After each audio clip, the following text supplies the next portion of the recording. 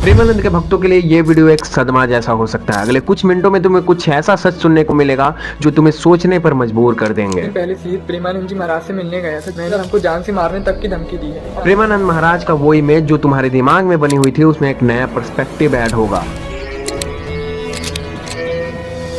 तुम्हें आज देखने को मिलेगा कि कैसे एक इंसान सामने से गौ रक्षा गौ सेवा की बातें कर रहा और पीछे जाने या अनजाने एक्सप्लॉइटेशन का हिस्सा बन रहा। यहाँ तक तुम भगवान तो नहीं हो, तुम्हारी बुद्धि में जो बात आई। उनका गंगा नदी में दूध बहाना एक आस्था नहीं बल्कि इनडायरेक्ट वे में काउ स्लाउटर से कनेक्शन था। यह वीडियो प्रेमानंद जी महाराज द्वारा डेयरी सेवन पर दिए गए तर्कों का एक आलोचनात्मक विश्लेषण है। इसका उद्देश्य प्रेमानंद महाराज या उनकी आध्यात्मिक गरिमा का अपमान करना नहीं है, बल्कि आधुनिक डेयरी उद्योग में छुपी हुई क्रूरता को उजागर करना है, जो अहिंसा के मूल भाव से सीधे टकराती है। खाने के बाद चल के 2 दिन पहले शहीद प्रेमानंद जी महाराज से मिलने गया था। मैंने जब महाराज जी से बात करने की कोशिश करी तो उनके निज परिकरों ने मुझे वहाँ से हटा दिया। वहाँ पर हम लोगों के ऊपर हमले भी हुए, हम लोगों को कुछ चोटें भी आई, लोगों ने हम पर पत्थर मारने की कोशिश करी और हमको जान से मारने तक की धमकी दी है। ये बंदा क्या कह रहा है, ये सब समझने के लिए हमें सब कुछ शुरू से समझना होगा। तो सबसे पहले प्रेमानंद महाराज के उस साइड के बारे में बात करते हैं जहां पर एथिक्स और लॉजिक है। फिर हम उस पे बात करेंगे जहां पर प्रेमानंद महाराज गलत दिखाई देते हैं। ध्यान रखना, चमड़े की बेल्ट पहनने वाला और चमड़े की जूता पहनने वाले को गौ हत्या का पाप लगता है। अगर वो इन पशुओं से जो चमड़े निकाल कर निर्माण किया जाता है, जूता बेल्ट आदि, ये जो गृहस्थी जन इनका प्रयोग करते हैं तो उसे गौ हत्या का दंड मिलता है। लेदर प्रोडक्ट्स एनिमल क्रुएलिटी से लिंक्ड है, लेकिन ये गाय भैंसे खास करके लेदर्स के लिए नहीं मारे जाते। इंडिया में काउ स्लाउटर बैन है, but not at all. Wikipedia के इस आर्टिकल को देखो। अरुणाचल प्रदेश, गोवा, केरल, मेघालय, मिजोरम, नागालैंड, त्रिपुरा, वेस्ट बंगाल, दादर नगर हवेली, दमन और दीव, पांडुचेरी जैसे राज्यों में cow slaughter allowed. India second largest beef exporter country है, जहां भैंसों को ऑलमोस्ट सभी स्टेट में मारा जाता है। वहीं गायों को सिलेक्टेड स्टेट में ले जाकर जिन राज्यों में काउ स्लाउटर पे बैन लगाया गया है, वहां से उन गायों को ट्रक में ठूस कर दूसरे राज्यों में एक्सपोर्ट किया जाता है जहां पर काउ स्लाउटर लीगल। ये स्लाउटर्स बीफ बनाने यानी गाय का मांस और कारा बीफ बनाने यानी भैंस का मांस बनाने के लिए होता है। जो केरला के स्लॉटर हाउसेज हैं उनका भी अनोखा तरीका है गाय भैंस को मारने का, और वो ये है कि वो हथौड़ा लेते हैं और सिर पर हथौड़ा तब तक मारते हैं जब तक पूरा मुंह शरीर फट ना जाए। अब सबसे बड़ा सवाल कि स्लाउटर हाउस तक जाने के लिए ट्रकों में इतने गाय भैंसे आ कहां से रही है, यहाँ तक पहुंचा कौन रहा है? तो जवाब है डेयरी फार्मर्स। कि आप जब उनको बेच देते हैं ना, आपको पता है कि क्या होता है उनका? नहीं, अभी समझो मैं आपको बेचा, अभी आप रहने को समझो बम्बई में, आपने भैंस बम्बई ले गए, फिर आपका मेरा कंसेशन है, डीजे खत्म हो गई कहानी। कोई बाद में पता नहीं होता है कि नहीं वो फिर किधर गई, वो उसका आप लोग को मतलब आप लोग को पैसा मिला, ये दीजिए, इसके जगह पे दूसरी नहीं ली, खत्म हो जाते।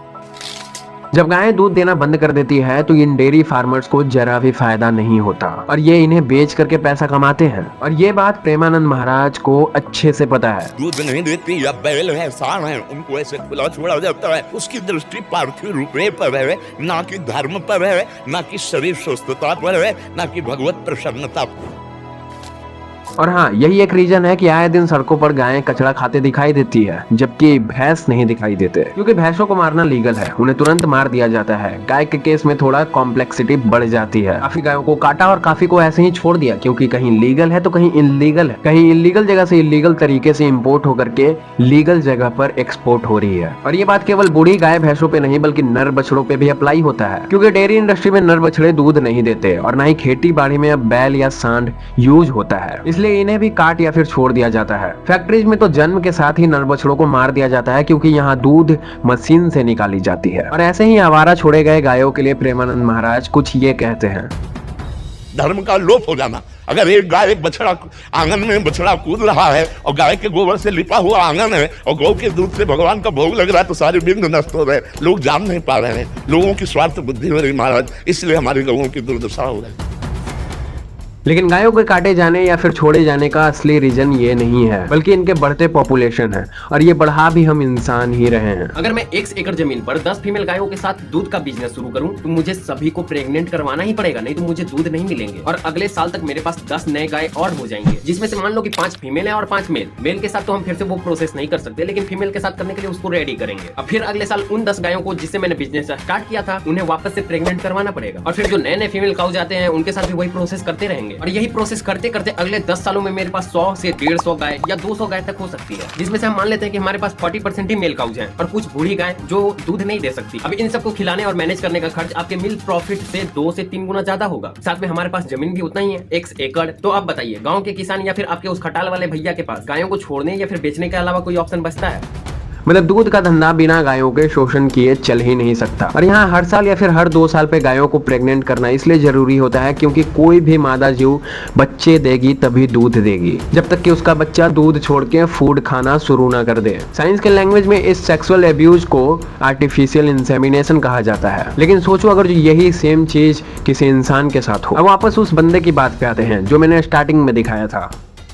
हमने वीगन का क्वेश्चन रखना चाहता था। ये बड़ी मुश्किल से एकांतिक वार्तालाप की टिकट तो मिली, पर वहाँ पर महाराज जी से ये प्रश्न मेरा नहीं पढ़ा गया। फिर महाराज जी के बदले में कुछ परिकरों ने मुझसे बात करने आए, तो मैंने उनको जब दूध डेयरी उद्योग की क्रूरता के बारे में जानकारी साझा की, तो उनका ये बयान था कि रोज जो लाखों गाय भैंस मर रही हैं, उनको इस बात से कोई भी फर्क नहीं पड़ता है, जिसका वीडियो भी मैंने बनाया हुआ है। कुल मिलाकर ये बंदा डेयरी के काला सच के बारे में प्रेमानंद क्या सोचते हैं इस पे बात करने गया था। लेकिन इसके साथ खैर हम मुद्दे पे आते हैं। बंदे के मुंह से आपने सुना कि वो वीगन कॉन्सेप्ट लेकर गया था। वीगनिज्म एक लाइफस्टाइल है जहां हम एनिमल से आने वाला कोई भी प्रोडक्ट यूज नहीं करते जहां क्रुएलिटी हो, और हाँ उसमें मिल्क भी आता है। मेरा प्रेमानंद महाराज पे क्रिटिकल होने का रीजन ये भी है कि प्रेमानंद लॉजिकल फैलेसी का यूज करके जाने या अनजाने इनडायरेक्टली दूध का या फिर एक्सप्लॉइटेशन का सपोर्ट कर रहे हैं। चलो बिना बातों को लंबा खींचे डायरेक्ट प्रेमानंद के आर्ग्यू पे आते हैं। जैसे कुछ लोगों का मानना है दूध नहीं पीना चाहिए क्योंकि उसके बछड़े का हिस्सा है। कुछ लोग अपनी बुद्धि के द्वारा, ऐसे बहुत से लोग हैं, हम उनका निषेध नहीं करते, लेकिन उनको बताना चाहते हैं कि हमारी ऋषि परंपरा ही रही है गौ और गौ के दूध घी से यज्ञ आदि करना और अपने पालन पोषण के लिए गौ दूध प्रयोग करना। यहाँ तक तुम भगवान तो नहीं हो, तुम्हारी बुद्धि में जो बात आई। महाराज थम जाओ, मैं भगवान नहीं हूँ और नहीं मैं आपका भी निषेध करूंगा, लेकिन ये परंपरा का पंचनामा आपके प्रवचन में इतना अजीब है कि आप सोच भी नहीं सकते। एक समझदार इंसान को अगर जो एथिक्स और ट्रेडिशन में कोई एक चीज चुनने को बोला जाए तो वो हमेशा एथिक्स ही चुनेगा, क्योंकि ट्रेडिशन तो फालतू चीजों को भी बना दी जाती है, सती प्रथा, बाल विवाह, है ना महाराज। हमारे भगवान श्री कृष्ण गौ में चराने गए, गौ में दूही जाती थी, गौ दधी, गौ मक्खन, गौ घी, ये बाढ़ थी हमारे ब्रज में। भाई मुझे सच में समझ में ये नहीं आता कि लोग कृष्ण का नाम लेके कंस के काम को जस्टिफाई कैसे कर देते हैं। उन्हें प्रैक्टिकल रियलिटीज क्यों नहीं दिखाई देती? अगर जो इन्हें ही बोलो कि कृष्ण ने एक उंगली पर पहाड़ उठाया था अकॉर्डिंग टू माइथोलॉजी, तो ये अपना घर एक इंजीनियर से बनवाएंगे। हमें कृष्ण से गीता फिलॉसफी सीखने की जरूरत है, डाइट प्लान नहीं। लगे आर्ग्यूमेंट्स होते हैं इनके। कृष्ण दूध पीते थे, मैं पनीर खाऊंगा। अल्लाह बकरा चबाते थे और मैं बिरयानी खाऊंगा। अब उसमें जो सिद्धांत है, यदि आप नवीन बछड़े को ईमानदारी से पिला के देखना, चारों थम रोज पिला दो, बीमार हो जाएगा, उसकी सामर्थ्य नहीं।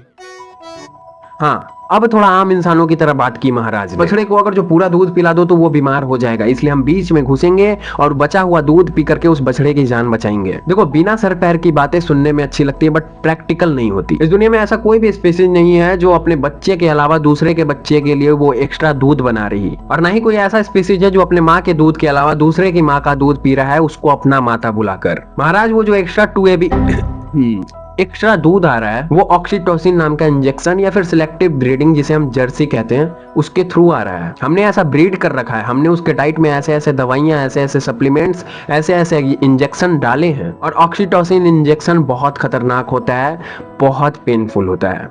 हमने बछड़े को हमेशा माँ से दूर रख के बांध करके एक लिमिटेड टाइम पर लिमिटेड अमाउंट में दूध दिया और उसको उसी का एडिक्टिव बना दिया और बोला कि अब इससे ज्यादा ये नहीं पी पाएगा। सही में पहले हम उसके अंदर खुद एक एडिक्शन डालते हैं और उस एडिक्शन को बाद में हम नेचर बता देते हैं। कोई भी गाय का दूध लेने में आपको उसके बछड़े को भूखा रखना पड़ेगा। गाय एक मशीन नहीं है, वो माँ की तरह। अगर मैं अपने बच्चे को पिला रही हूँ दूध, तो मेरे थनों में उतना ही दूध आएगा जितना मेरे बच्चे को जरूरत पड़े। उसी तरीके से गाय के थनों में उतना ही दूध आएगा जितना उसके बच्चे की जरूरत है। As per my knowledge, it is business for them. Because in this village also where I stay, Taloja, यहाँ पे भी काफ़ी सारे गौशाला है, लेकिन आप वहाँ पे देखिए किसी को आप ये नज़र नहीं आएगा कि उनको कोई, उनकी आंखें क्या बोलती हैं, उनकी क्या फीलिंग है, दैट कोई नहीं समझेगा। लेकिन हाँ, उनका दूध कितना लीटर निकला, ये खिलाने से दूध ज़्यादा निकलेगा, ये सब चीज़ें का नॉलेज है उनको। अब सबसे बड़ा सवाल तुम्हारे मन में आ रहा होगा कि अगर जो हम गाय का दूध नहीं पियेंगे, भैंस का दूध नहीं पियेंगे तो पियेंगे क्या? बड़े अजीब हो यार, मतलब पीने को इतनी सारी चीजें हैं, खाने को इतनी सारी चीजें हैं, फिर दूसरे के माँ को बांधना, उसको उसके बछड़े से दूर करना, उसके हक का दूध मारना, उसको फोर्सफुली प्रेग्नेंट करना, उसको बूढ़ी हो जाने पे कसाईयों के हाथ बेच देना, उसके बछड़ों को मरवा देना, ये सब तुम्हें ज्यादा इंपॉर्टेंट लगता है अपने जीव के टेस्ट से? एक काम करो, मैंने तुम्हें एक नजरिया दिया, आप थोड़ा सा खुद से एक्सप्लोर करो। मेरे बाकी के वीडियोज या फिर इंटरनेट के हेल्प से प्लांट बेस्ड मिल्क बनाना सीखो या फिर how to become a vegan जैसे मुद्दे एक्सप्लोर करो। वीगन हो जाने के बहुत हेल्दी, एनवायरमेंटल और एथिकल फायदे हैं, और ये बात मैं नहीं बोल रहा हूँ। इसको कंफर्म करने के लिए डिस्क्रिप्शन में दिए गए लिंक से जाकर के WHO का रिसर्च पढ़ो। इस दुनिया में प्लांट बेस्ड डाइट पे चैंपियन बनने वाले एथलीट्स भी एग्जिस्ट करते हैं, तो प्रोटीन का बहाना भी खत्म। खैर, डेयरी इंडस्ट्री के क्रुएलिटी को अच्छे से समझने के लिए डिस्क्रिप्शन में माँ का दूध नाम का एक मूवी का लिंक मिल जाएगा, उसको जाकर के क्लिक करो, जाकर के देखो। क्रुएलिटी बहुत है, मैं इस वीडियो में बहुत कम एक्सप्लेन कर पाया हूँ। और प्लीज इस वीडियो के थ्रू ये मत समझना कि प्रेमानंद के लिए मेरा हेट था, या फिर मैं ये बोल रहा हूँ कि प्रेमानंद जानबूझ के ऐसा कर रहे हैं वैसा। अनजाने में हो सकता है वो एक्सप्लॉयटेशन को सपोर्ट कर रहे हैं, या फिर हो सकता है कि थोड़ा बहुत जानते हो और वो जस्टिफाई कर रहे हो परंपरा के वजह से, ऐसा वैसा कुछ भी। मैंने एथिज्म पे भी प्रेमानंद पे वीडियो बनाया था, और मेरी लड़ाई हमेशा आइडियोलॉजी की होती है, ना कि इंडिविजुअल की। Bye bye.